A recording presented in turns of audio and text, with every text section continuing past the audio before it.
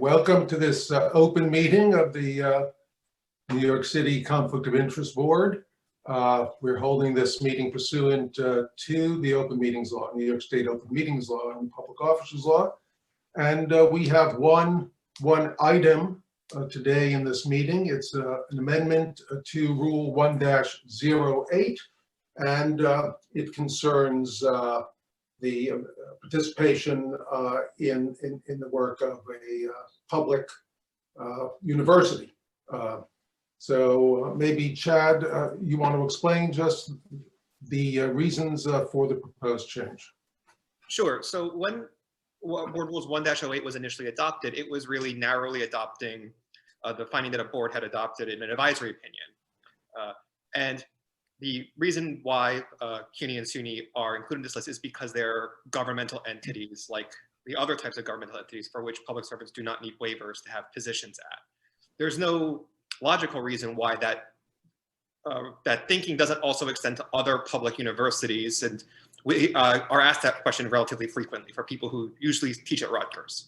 And the question is, why do I need a waiver to work at CUNY? And I don't need a waiver to work at CUNY and I need a waiver to work at Rutgers? And this would address that by saying that the same reasoning would apply to all public universities of the United States or any state or municipality. Right, and this applies, of course, to the governments, other state and local governments. So this would extend it to universities, state, local, and territorial universities, which seems logical. Is this only for an interest? What about the post-employment? So can you appear before your city agency if you're working for Rutgers, for example? Yes, government entities are exempt from the post-employment restriction. And this would apply to these universities as well? Well, that would apply to the universities, but that's not addressed in sort of this proposed revision. This would only be for people who have positions at universities, almost always adjuncts. Right. The so-called government-to-government exception in the post-employment restrictions is built into the charter. So it's we don't need to do any rule for it. So we consider working for a public university to be included in the government-to-government exception? Yes. Yes, I think that makes sense. We don't need to do anything further to do that, but we can rely on the language of the charter. So.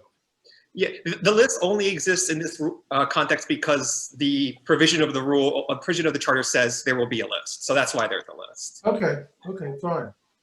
We hear any debate on this proposal? If not, do I hear a motion to adopt it? So moved. And a second? Okay. Any objections?